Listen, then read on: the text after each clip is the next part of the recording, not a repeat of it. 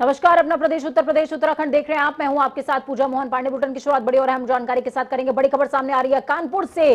बड़ी खबर है इस वक्त की। कानपुर, दो गुटों में हिंसक झड़प।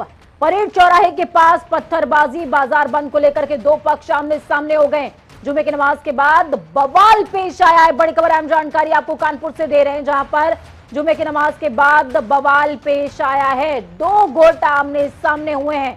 पूरी घटना काफी ज्यादा संवेदनशील। ये तस्वीरें भी आपको दिखा रहे हैं, एक्सक्लूसिव तस्वीरें आप टीवी स्क्रीन पर देख पाएंगे। दो गुटों में हिंसक झड़प हुई है, पथराव हुआ है, हिंसक झड़प हुई है, आगजनी हुई, तोड़फोड़ हुई। और तस्वीरें जो हैं वो कानपुर की हैं, कुछ ही दूरी की, कानपुर देहात से कुछ ही दूरी की तस्वीरें आप देख पाएंगे, जहां पर आज राष्ट्रपति रामनाथ कोविंद मौजूद हैं। जुमे की नमाज के बाद यह हिंसक झड़प हुई है। तो अहम जानकारी आपको दे रहे हैं ग्राउंड जीरो से। इस खबर पर ज्यादा जानकारी के लिए आशीष कुमार हमारे साथ में फोन लाइन पर जुड़ चुके हैं। आशीष, क्या कुछ अपडेट है? लोगों में काफी ज्यादा उन्माद नजर आ रहा है आशीष, और तोड़फोड़ क्यों की गई है? कितने अभियुक्त अभी तक पकड़े गए?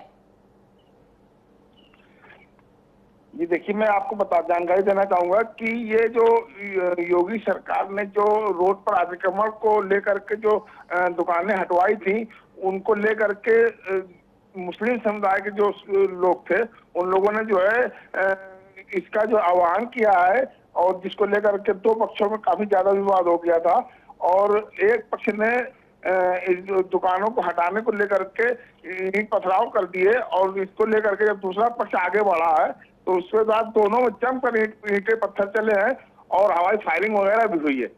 जी, बहुत शुक्रिया आशीष, हमारे साथ जुड़ने के लिए, अहम जानकारी साझा करने के लिए। तो इसके बाद स्थितियां काफी ज्यादा संवेदनशील क्षेत्र में, सुरक्षा व्यवस्था चाक चौबंद, और इस बीच दो पक्षों में आपसी झड़प की ये बात दुकान के स्थानांतरण को लेकर के, दुकान के बंद होने को लेकर के ये पूरी घटना पेश आई है, ऐसा कहा जा रहा है। कानपुर की तस्वीरें आपको दिखा रहे हैं। बाजार बंद कराने को लेकर के दो पक्षों में इस तरीके की धरपकड़ हुई है। जुमे की नमाज के बाद इस तरह का बवाल देखने को मिला है। तस्वीरें भी आप देख पाएंगे। आंसू गैस के गोले मेरे ख्याल में शायद छोड़े गए हैं क्षेत्र में स्थिति को कंट्रोल करने के लिए, और लाठीचार्ज की भी स्थितियां बनी हैं। एक्सक्लूसिव तस्वीरें आपको दिखा रहे हैं, और काफी ज्यादा निराशाजनक, चिंताजनक ये तस्वीरें। क्षेत्र में सुरक्षा व्यवस्था चाक चौबंद।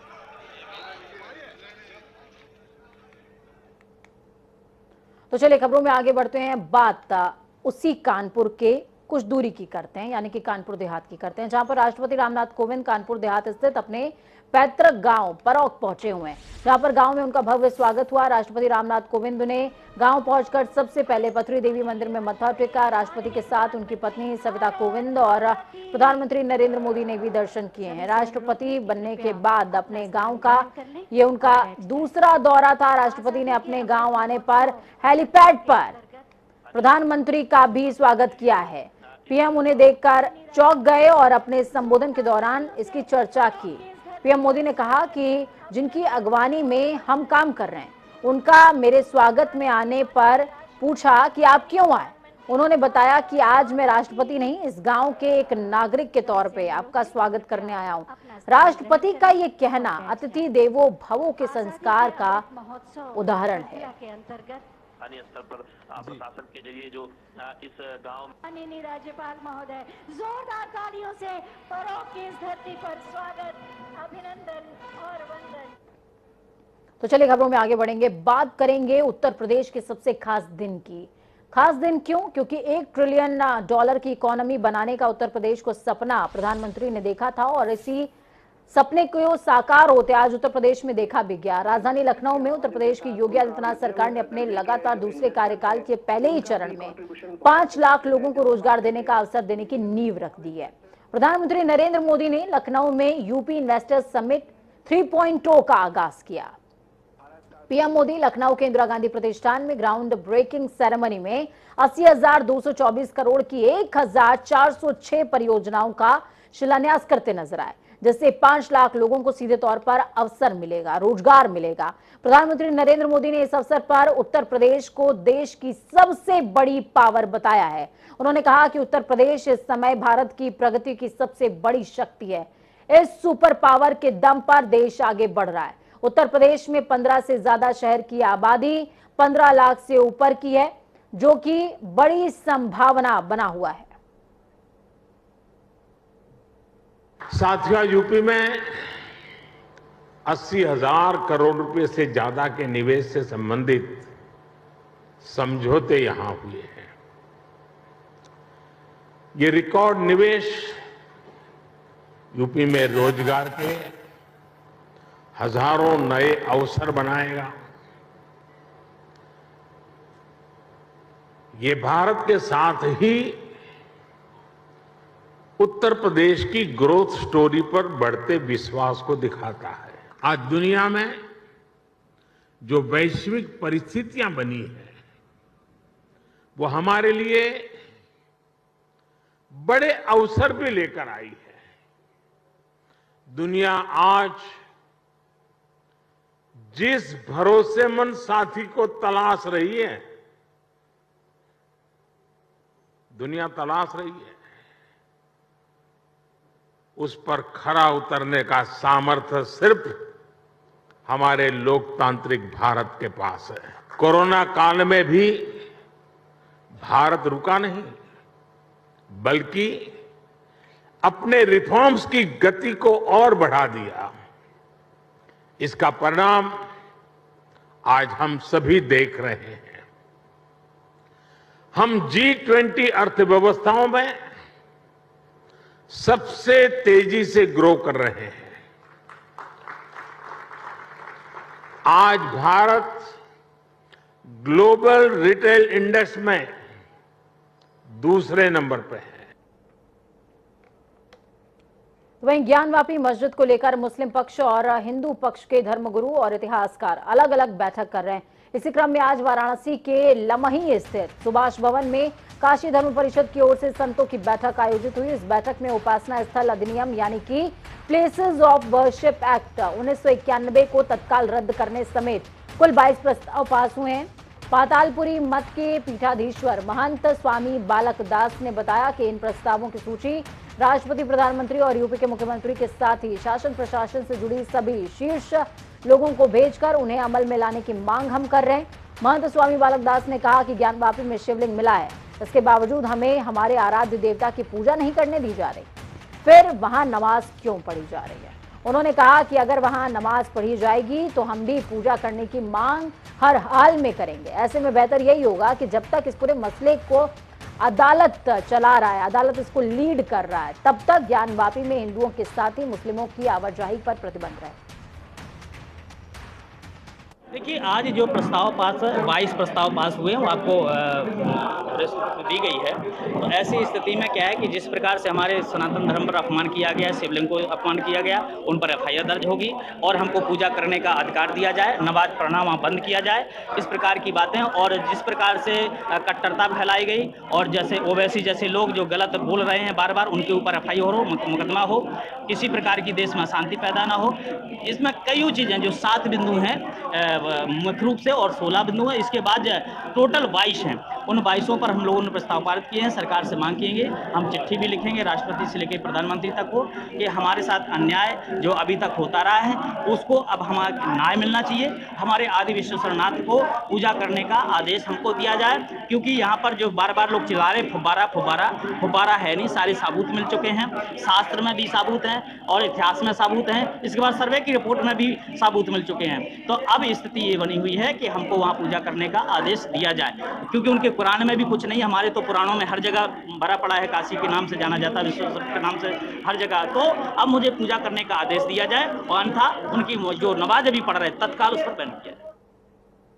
तो चलिए खबरों में आगे बढ़ेंगे और ज्ञानवापी मस्जिद को लेकर जारी बहस के बीच में RSS के प्रमुख मोहन भागवत ने गुरुवार को एक बड़ा बयान दिया।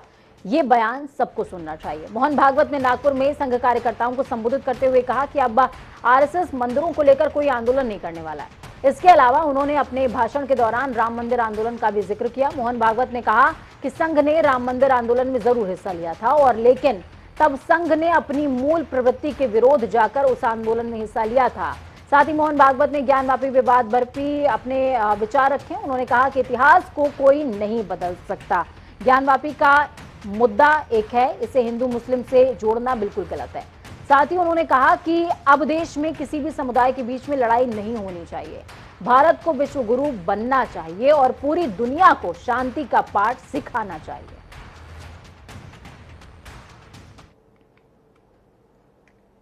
अब ऐसे मुद्दे हैं, एक इतिहास तो है, उसको हम बदल नहीं सकते। वो इतिहास हमने नहीं बनाया, न आज के अपने आप को हिंदू कहलाने वालों ने बनाया, न आज के मुसलमानों ने बनाया। उस समय घटा, इस्लाम बाहर से आया, आक्रमकों के हाथ आया। उस आक्रमण में भारत की स्वतंत्रता चाहने वाले व्यक्तियों का मनोधैर्य खच्चे करने के लिए देवस्थान तोड़े गए, हजारों है। हिंदू समाज का विशेष ध्यान जिन पर है, विशेष श्रद्धा जिनके बारे में ऐसे कुछ है, उसके बारे में मामले उठते हैं। अब इसका विचार क्या करना, ये मुसलमानों के विरुद्ध नहीं सोचता है हिंदू। लखनऊ में प्राइमरी एजुकेशन की शिक्षा जहां उत्तर प्रदेश सरकार बेहतर करने की कोशिश कर रही है, तो वहीं शैक्षिक नवाचार एसोसिएशन की ओर से बच्चों को बेहतर से बेहतर शिक्षा देने के लिए कार्यक्रम का आयोजन किया गया। इस कार्यक्रम में जिले के तमाम शिक्षक मौजूद रहे। इस दौरान बच्चों को किताबी ज्ञान के साथ साथ प्रैक्टिकली ज्ञान के बारे में भी विस्तार से जानकारी दी गई है। प्राइमरी स्कूल में शिक्षा के लिए बहुत बेहतर प्रयास किए जा रहे हैं। अब जैसे छोटे बच्चे जो आते हैं विद्यालय में, उनके लिए चहक प्रोग्राम अभी गवर्नमेंट ने किया है, जिससे छोटे छोटे बच्चों के लिए बहुत सरल ही एक्टिविटीज है, जिसके द्वारा बच्चा जो है उसको सीख सकता है। चहक प्रोग्राम में जो है, इसमें छोटे बच्चों के लिए एक्टिविटीज है, जैसे नंबर्स की एक्टिविटीज हो गई, उसमें कोई कविता हो गई, आप कविता के द्वारा बच्चों को नंबर्स हो गया या दिन है, आप उनको सिखाया जा रहा है। इस तरीके से बहुत पहले से बहुत प्रयास भी किए जा रहे हैं, बहुत बेहतर हो चुकी है और आगे भी प्रयास किए जा रहे हैं। तो वहीं दूसरी तरफ बड़ी खबर सामने आ रही है। सपा ने लोकसभा उपचुनावों के लिए प्रत्याशी का ऐलान कर दिया। सपा ने आजमगढ़ से सुनील आनंद को प्रत्याशी बनाया है। सपा ने पूर्व नेता बलिहारी बाबू के बेटे सुनील आनंद को प्रत्याशी बनाया है। आजमगढ़ से बड़ी खबर, अहम जानकारी आपको दे रहे हैं। सपा ने लोकसभा उपचुनाव के मद्देनजर प्रत्याशी का ऐलान कर दिया है। कल बसपा ने ऐलान किया था, उन्होंने गुड्डू जमाली को अपना प्रत्याशी बनाया, तो समाजवादी पार्टी की तरफ से सुनील आनंद प्रत्याशी होंगे। बलिहारी बाबू के बेटे हैं सुनील आनंद। तो चलिए अब खबरों में आगे बढ़ेंगे। बात उत्तराखंड की करेंगे और चंपावत के चैंपियन की करेंगे। 85 दिनों के बाद उत्तराखंड में पुष्कर सिंह धामी फ्लावर से फायर साबित हुए हैं। उत्तराखंड के चंपावत विधानसभा सीट पर हुए उपचुनाव के नतीजे घोषित हो चुके हैं। मुख्यमंत्री पुष्कर सिंह धामी ने 54,000 वोटों से ज्यादा वोटों से जीत दर्ज की है, जो प्रदेश में अब तक की सबसे बड़ी जीत है। इतना ही नहीं, धामी के सामने कांग्रेस प्रत्याशी निर्मला गहतोड़ी सहित सभी प्रत्याशियों की जमानत जब्त हो गई।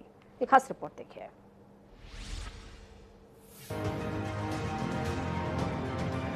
उत्तराखंड की चंपावत विधानसभा सीट पर हुए उपचुनाव के नतीजों ने सीएम पुष्कर सिंह धामी को चंपावत का चैंपियन बना दिया है। मुख्यमंत्री पुष्कर सिंह धामी ने चंपावत विधानसभा सीट से उपचुनाव पर जीत हासिल कर ली है। उन्होंने कांग्रेस प्रत्याशी निर्मला गहतोड़ी सहित सपा प्रत्याशी मनोज कुमार और निर्दलीय प्रत्याशी हिमांशु गरकोटी को पछाड़ते हुए जीत का परचम लहराया है। सीएम धामी ने वोटों की गिनती के पहले ही राउंड में बढ़त बना ली थी। 13 चरणों में हुई मतगणना के बाद धामी ने कांग्रेस प्रत्याशी को भारी मतों से हरा दिया। सीएम धामी ने 54,121 वोटों से जीत दर्ज की। चुनाव के 13वें राउंड तक हुई काउंटिंग में बीजेपी प्रत्याशी सीएम पुष्कर सिंह धामी को 57,268 वोट मिले, जबकि कांग्रेस प्रत्याशी निर्मला गहतोड़ी को 3,147 ही वोट मिले। वहीं सपा प्रत्याशी मनोज कुमार को 409 वोट मिले, जबकि निर्दलीय प्रत्याशी हिमांशु गरकोटी को 399 वोट मिले। काउंटिंग के बाद सामने आए परिणामों में कांग्रेस प्रत्याशी निर्मला गहतोड़ी की जमानत जब्त हो गई। वहीं दूसरी ओर सीएम धामी के जीत से भाजपा खेमे में खुशी का माहौल है। बीजेपी कार्यकर्ता ढोल नगाड़ों के साथ धामी की जीत का जश्न मना रहे हैं। लोग एक दूसरे का मुंह मीठा करा रहे हैं। पहाड़ पर मुख्यमंत्री पद पर बने रहने के लिए पुष्कर सिंह धामी का चंपावत विधानसभा सीट से जीतना बेहद जरूरी था। अब जब उन्होंने इस सीट पर विजय हासिल कर ली है, तो धामी सीएम पद पर बने रहेंगे। वहीं सीएम धामी ने जीत मिलने पर जनता का धन्यवाद किया है। सीएम धामी ने ट्वीट करते हुए लिखा कि ये राष्ट्रवाद लोक कल्याण एवं सुशासन की जीत है, जो चंपावत के चहुमुखी विकास का नया अध्याय लिखेगी। सहृदय आभार चंपावत।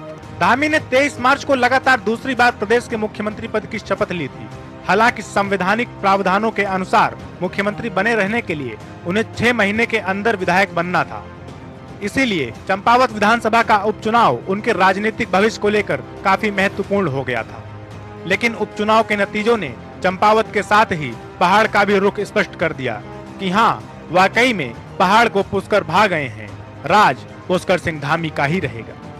ब्यूरो रिपोर्ट, जनता टीवी। तो उत्तराखंड बीजेपी में जश्न का माहौल है। पार्टी के प्रदेश अध्यक्ष मदन कौशिक ने इस जीत का श्रेय विकास को दिया। उन्होंने कहा कि प्रदेश की जनता ने मुख्यमंत्री पुष्कर सिंह धामी के कार्यों की सराहना करते हुए उनको रिकॉर्ड मतों से जीत दिलाई है। उन्होंने कांग्रेस को नसीहत देते हुए कहा कि कांग्रेस केंद्र सरकार के हर नीति का विरोध कर रही है और उसी का खामियाजा उन्हें भुगतना पड़ रहा है कि जनता उन्हें लगातार नकार रही है। बीजेपी प्रदेश अध्यक्ष ने कांग्रेस की जमानत जब्त होने को लेकर कहा कि इस लड़ाई में कांग्रेस कभी आगे थी ही नहीं। जब हम जनता से कटकर जनता की भावनाओं के विपरीत बात करते हैं तो तब निश्चित रूप से कहीं ना कहीं जनता का इसी प्रकार का निर्णय होता है।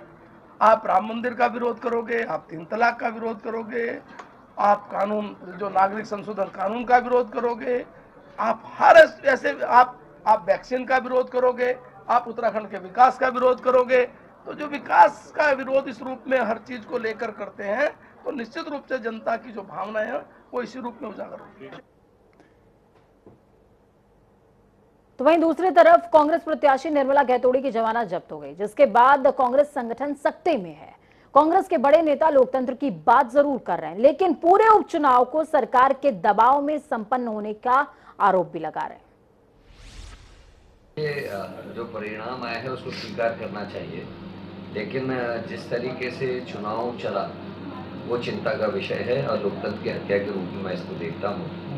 जिस तरीके से 2 घंटे बिजली बंद करी गई और सीसी कैमरे जो टीवी थे वो बंद हो गए और उसमें पोलिंग कराई गई, उसकी जांच की मांग कांग्रेस करेगी और हम चाहते हैं कि उसके एक रिटायर्ड जज से जांच हो कि जो 2 घंटे पोलिंग के टाइम में बिजली गुल करके सीसीटीवी कैमरे बंद किए गए, उससे पहले सुबह ही निर्मला गहतोड़ी जी ने आशंका जताई थी जब 50% से ज़्यादा बूथों पर एजेंट्स को नहीं बैठने दिया गया, उनको वहाँ से डरा धमका के भगाया गया। बिना सत्ता के दबाव के चुनाव हम जानते हैं कि परिणाम हमारे पक्ष में नहीं रहने जा रहा, लेकिन जिस तरीके से मार्जिन अर्जित किया गया है उससे कांग्रेस नहीं लोगों को गंभीरता से विचार करना चाहिए। उत्तराखंड के अंदर लोकतंत्र कमजोर है।